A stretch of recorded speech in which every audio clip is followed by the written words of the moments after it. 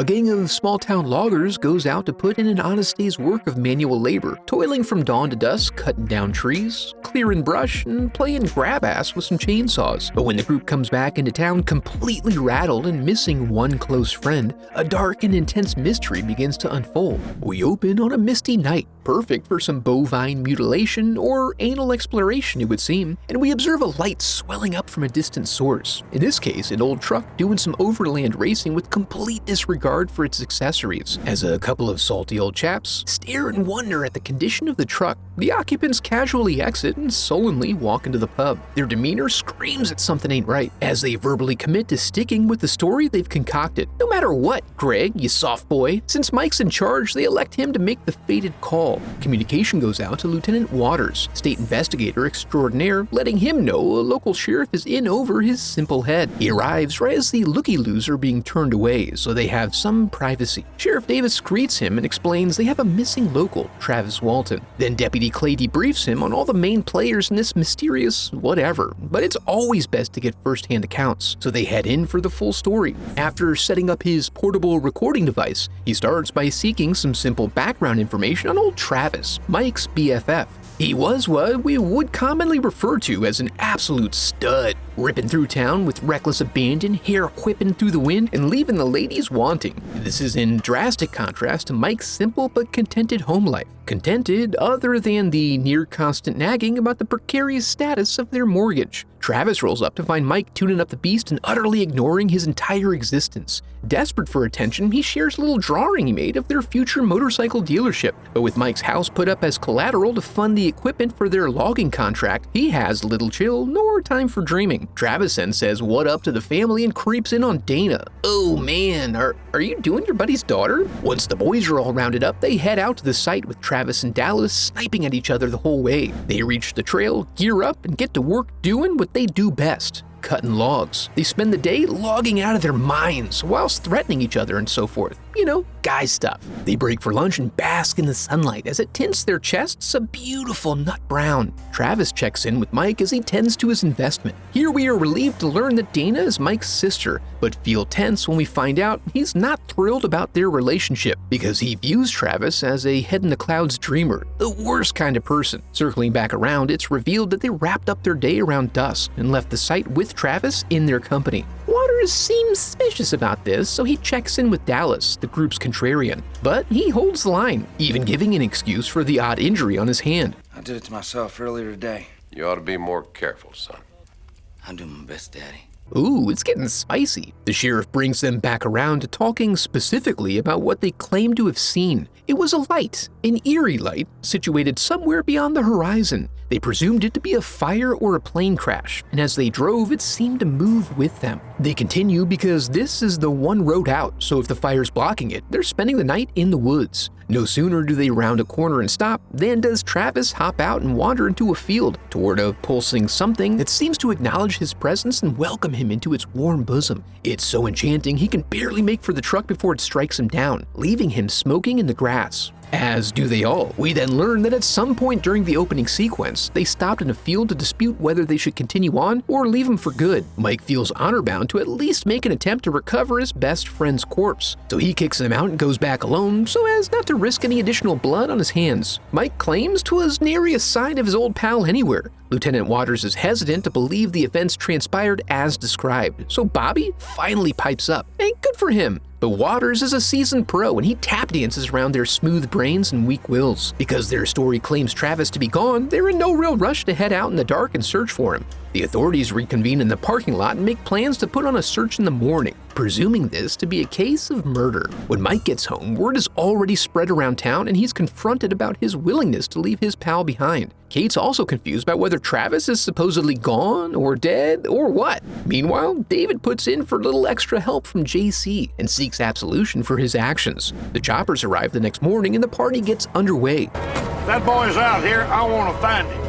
Yeah, isn't that what you're all doing here? They have some trouble locating the exact spot due to it being nighttime and confusing when they were last here. While they ponder, Travis's big brother Dan shows up to threaten them a little bit. Everyone's out searching for a good while when the first signal goes up of a possible development. The digging crew starts in on the spot identified by the dogs, but it's just some old dusty bones from another murder a while back. That night, Mike learns he's been taken off the logging contract and replaced with an entirely new crew. He then gets the business from Kate, who is concerned about their reputation in town and just wants to know what up, but he can't bring himself to tell her the whole truth. To spare his family, he goes to stay at the local motel, and proprietor Tom lets him know the reporters and UFO buffs are on their way into town. And the next morning, he is immediately confronted with questions as he attempts to go run his errands. He's also accosted on the sidewalk by a representative of a group who claims to know the truth of what he experienced. Then, at the diner, even grimy Buck Norton has the audacity to stare at them with hell in his eyes. George reveals that Waters has been on him, looking to squeeze out a confession. It turns out they spoke the devil into existence, as the law walks in and offers them a chance to take a lie detector test. This gets Mike all wound up, so Waters walks him out and reveals that young George spilled the beans on Dallas's hand wound, which was pursuant to an altercation with Travis. But why would he cover for a scumbag to the detriment of his best friend? Waters isn't sure, but he lets him stew on that a bit. When Mike and David head out to find Dallas for a pleasant chit-chat, Dallas gives his boys a little parting gift before leaving his card game, and they let him know what's been going down and the importance of cooperating.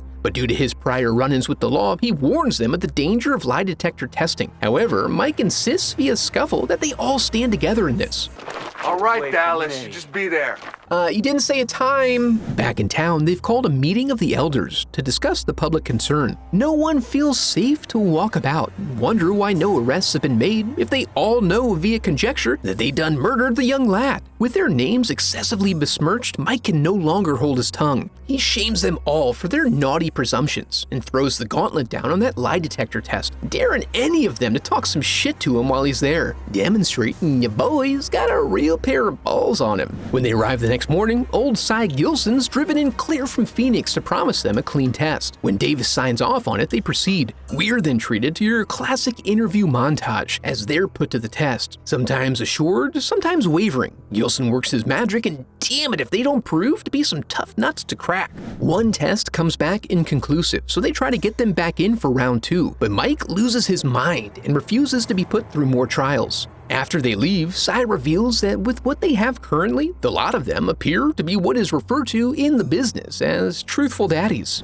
In a shocking twist, at the end of day 5 of this whole ordeal, Mike receives a collect call from Travis. He scoops up some sympathetic parties and they rush to the identified service station 2 towns over. In the shadows, they find their boy naked and afraid, withdrawing from human touch and screaming, so not 100%. Their first instinct is to call those alien freaks to come lend a hand, but Jarvis proves to be a thirsty bitch, more interested in knowledge acquisition than helping. They drag his ass out of there as Travis has some sort of vision. The subsequent gurney ride is reminiscent of some of his recent experiences, so he gets to relive the creeping dread. He ends up bunking by himself so he can be alone with his thoughts, but Mike sneaks in to reassure him that everyone was super sad that he was gone, and that he really did them a solid by showing back up, since they were being investigated for murder and all. He mentions offhand how he came back, only to learn that Travis had not even realized he had left. Mike doesn't appreciate the way that he seems to be processing this, and rightly points out that Travis kinda started the whole thing by trying to be a free spirit. Travis is discharged later and emerges into a confusing world of flashing lights and pushy reporters.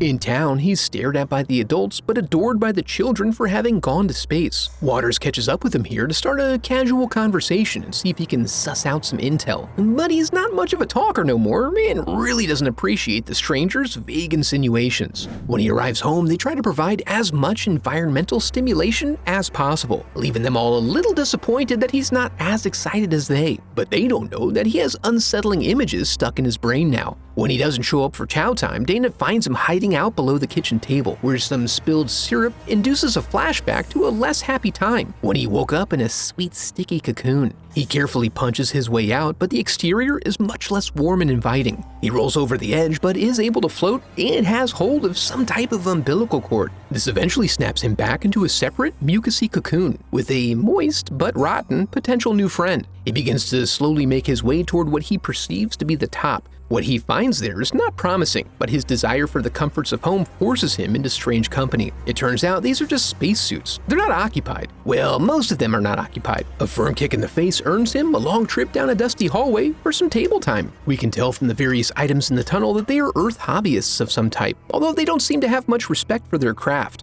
After a brief consultation, they seal him down with a durable membrane that becomes form-fitting upon moisturization. They do open some courtesy holes for him, but only so they can roughly lube him up before cramming some crude mechanisms into his mouth and eye. Then, he has the long, slow pleasure of bearing witness as they unveil their intent to utilize their most intricate and precise probing device. To what end? We don't know. When he comes to, he's at the doctor's office, surrounded by people who want to provide their support and assistance. Before Lieutenant Waters leaves, he suggests that one day at some point in the future, the truth will come out, and their little attention-seeking ruse will crumble all around them. No matter how long it takes, on that day, he will then arrest them for hard fibbing, a Class C misdemeanor. Many years later, we drop in on Dana and Travis in happier times after he's put his trauma behind him. He revs up the family wagon to head into work, but turns back upon the remembrance of a thing. He goes to see his old friend Mike, who, in the intervening years, has grown wild and distrustful of the folks he sees. Travis convinces him to go for a ride to talk through some old hurt, and he takes him back to the fateful spot. They're both haunted by the events that transpired that evening, even now. Travis has brought him here to offer forgiveness to Mike and accept responsibility for his part, and it all worked out in the end, as Travis never again in his life pursued a novel experience. If that wasn't too much for you, be sure to check out this video next. Now that we're here, I want to congratulate you for making it to the end of the video, and affirm that you are a very special person because of it. And if you enjoyed the video, I would love for you to become a part of the channel by subscribing. Thanks for watching.